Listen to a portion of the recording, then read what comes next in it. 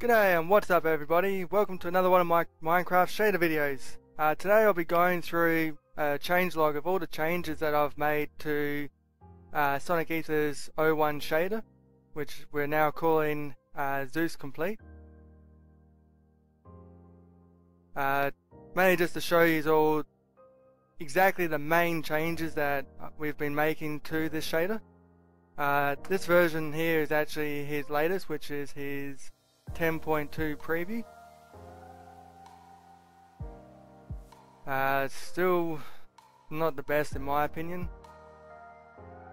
But anyway, before we get started, I'll show you a lot of my video settings so you can try and copy it to get the best performance. Graphics fancy, smooth lighting minimum, there's not a huge change between that and maximum. Always keep advanced OpenGL off. Frame rate unlimited, distance normal, details clouds off. Give you a second to have a look. Animations all on. Quality, always have your bitmap levels off, and your anisotropic filtering off as well, as these can cause problems, especially with your parallax occlusional mapping. Performance, fast math on, fast render on.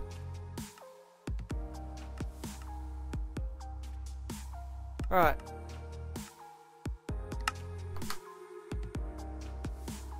Now, we'll start off with the LITE version. Now, the LITE version is actually based off of this one here, which is his 10.0 LITE. This shader is actually starting to get a bit old now.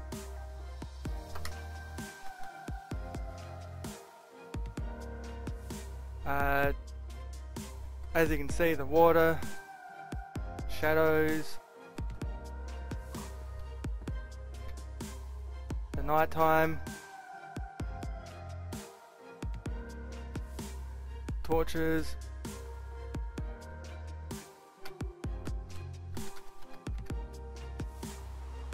and what it looks like when it's raining.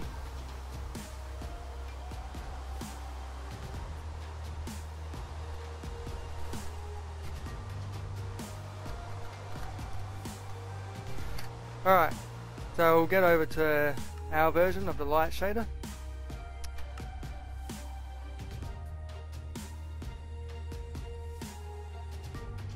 Alright, so one of the notable changes is the 2D procedural clouds that I put in, or imported into it.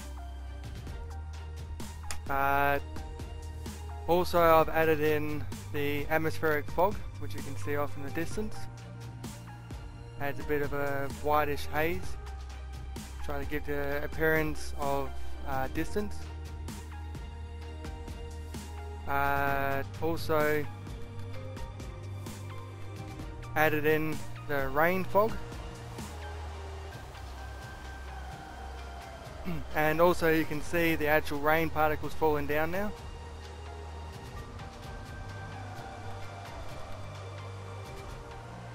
I've also changed the way the torches look, given them more of a glow to them and all around better colouring and appearance. The stained glass is now see-through.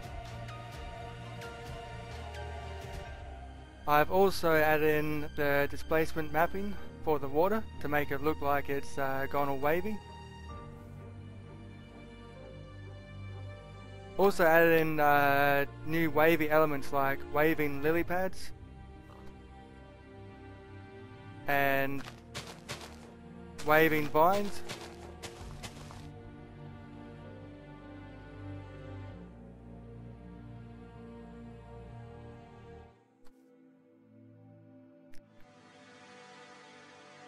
I've also added in a bit of a glow to the sun.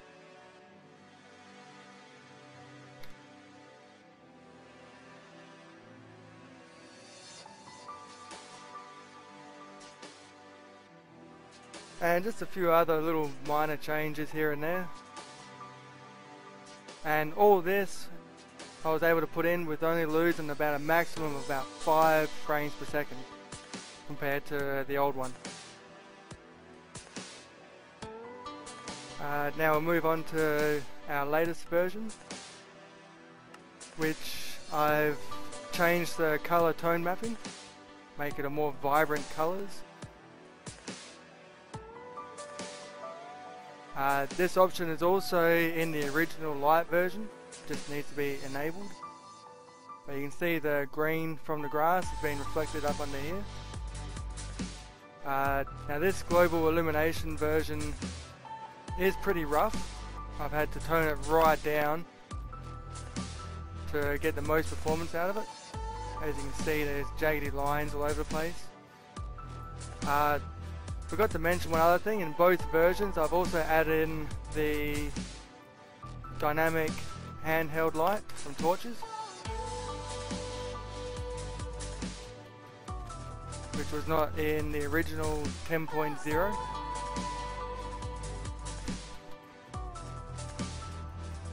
Up here I've got a little test station to show the global illumination. As you can see, it is quite rough.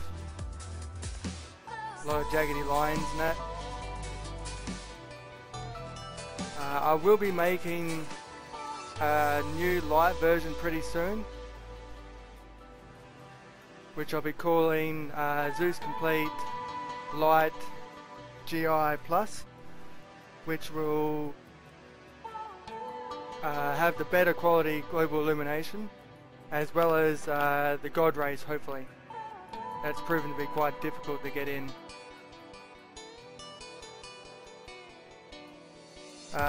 Now, both LITE versions don't have bloom at all. They don't have parallax occlusional mapping or specular mapping. Neither of them have Godrays at this stage, or the water screen space reflections, or any real water shader at all. And the lighting quality overall is a bit less. Now, before we get on to the standard version, I'll show you what that one's actually based off of, which is this one here. This is the original 01 shader that the rest of mine are based on. As you can see, there was quite a few problems with it. His atmospheric fog, which is that blue tinty fog, way too close. Stained glass was pretty atrocious. No wavy water.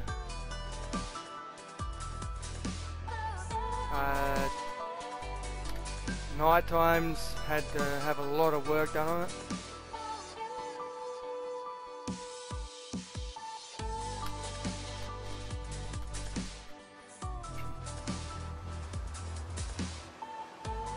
And made some small changes to the fog. You can see this one came with specular mapping, but no rain effects.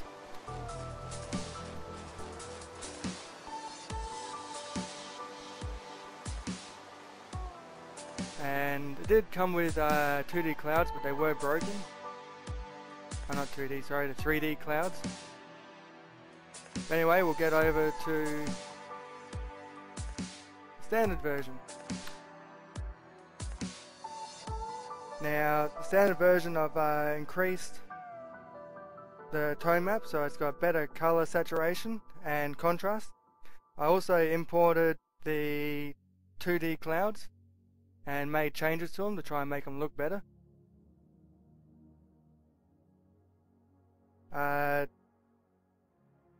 Also changed the sky gradient color, so when it goes from sunrise through to day and night.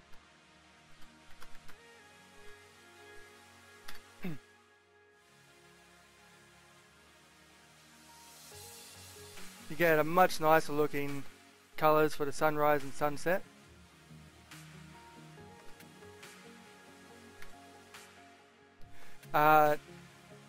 The other things I've changed is the torches, the actual colour coming off them, the brightness and all that of them, just the overall feel and look to them. Also added in Godrays with thanks from Chocapic. He was very kind enough to help me implement that feature into SEUS, as you can see there. Nice Godrays. Probably one of the biggest selling points, really. Waving elements as well, like the waving vines and lily pads. Also made changes to the atmospheric fog, which you can see off in the distance. I've pushed it right back and made it more of a wider colour as opposed to his up close and blue. You can see down there the stained glass has all been fixed, so you can actually see through it. That's part of a mod, don't worry about that. That's part of a mod that actually, I'm only using it mainly for this effect. When you go underwater, it gives you this ripple down the screen, which is really nice. I'll put a link in the description for you if you want it. I've also changed it so you can have the displacement mapping of the water, so it goes all wavy. Better screen space reflections in the water, so it actually reflects not just the objects around it, but the sky as well. You can actually see the stars reflecting in the water. And if you have your 3D volumetric clouds on, you actually see them reflected in the water as well.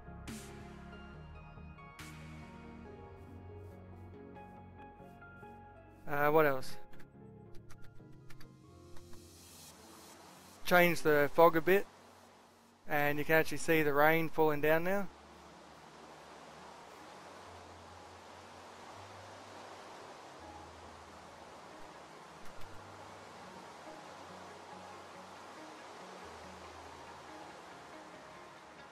I've made a few small changes to the shading underwater, nothing major. A few small changes to bloom in general. I've also added in Catman's lens flare. It's not turned on by default, but that's in there and can be turned on with a few small changes to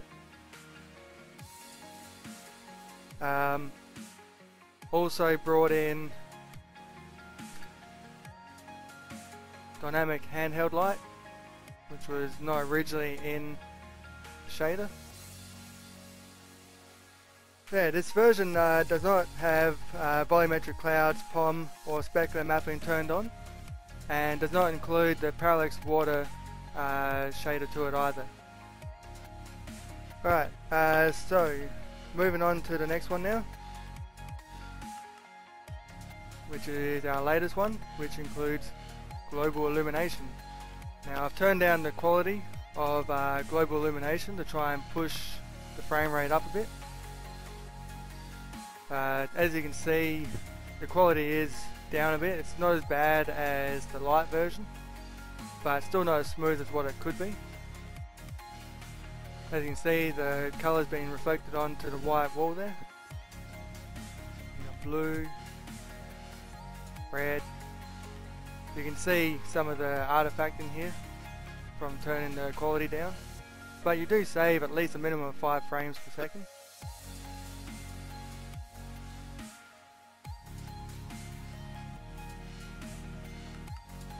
Alright, moving on to the next one, Ultra. And this was our original Ultra release. As you can see, it comes with parallax occlusional mapping, makes everything look 3D-ish. You also have your volumetric clouds, which have taken me a long time to perfect and get them to looking like this. As that they are super optimized, they only take about 5 to 8 frames when you put them on. You can go up there, fly through them, they're quite thick as well. With the inclusion of the 2D procedural clouds put in as well, just to give it a bit of extra look to them. Over here we've also got the parallax occlusion of water, or just the parallax water. This one here has also been optimized quite a lot. I think I've got it down to only taking about 5 to 8 frames as well.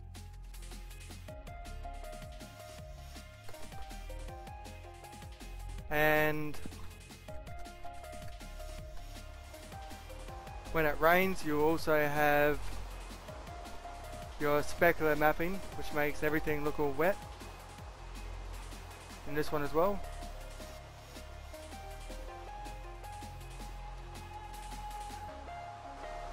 Now, as you can see, I've kept fraps on this whole time, so you can sort of see the frame rate that I'm getting with my GTX 770.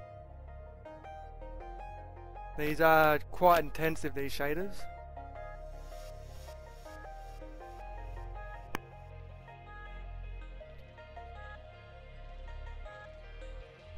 The other thing that this version also has is the higher resolution shadows compared to standard. Alright, moving on to the next one.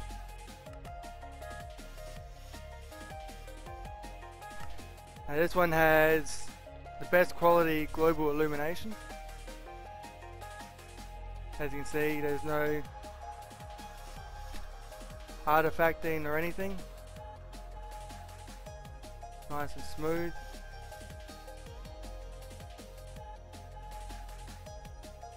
Small changes to the sun as well, just like the other ones. As you can see going through here, all the colours are reflecting.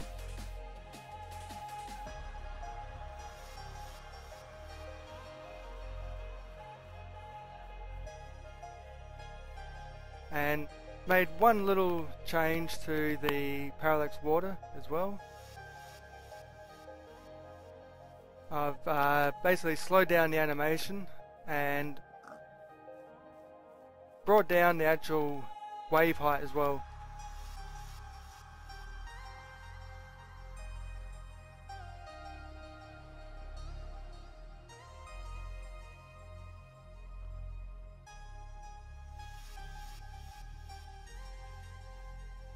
So there you have it. These are pretty much all the changes that I've made. There have been a lot of other small changes as well. You know, a couple of number changes here and there during the night time.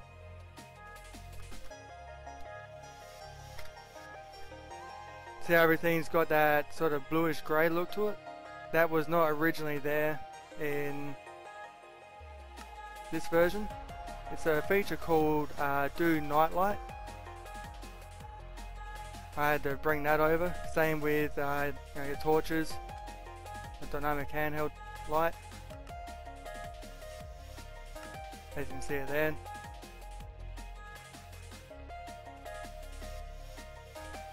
Yeah, there have been a lot of changes made to this, and to try and cover them all would be quite difficult.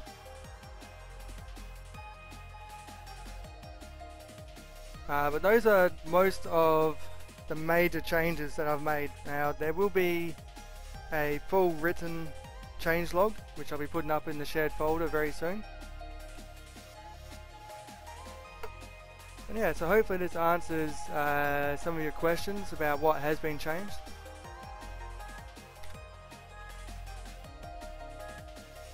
And this has been a huge passion of mine. Now I believe that everyone should try and get the best experience with Sonic Ether's shaders. And I believe this pretty much achieves it.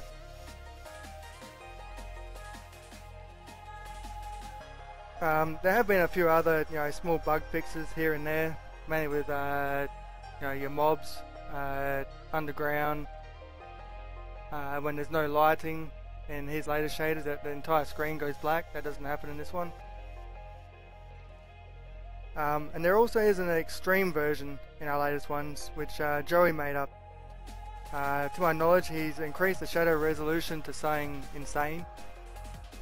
He's also increased the render distance of shadows increase the number of samples for Godrays to give them a more smoother, better look to them, and some small changes to the clouds as well. Hopefully you enjoy it, and I'll catch you all next time. Bye bye.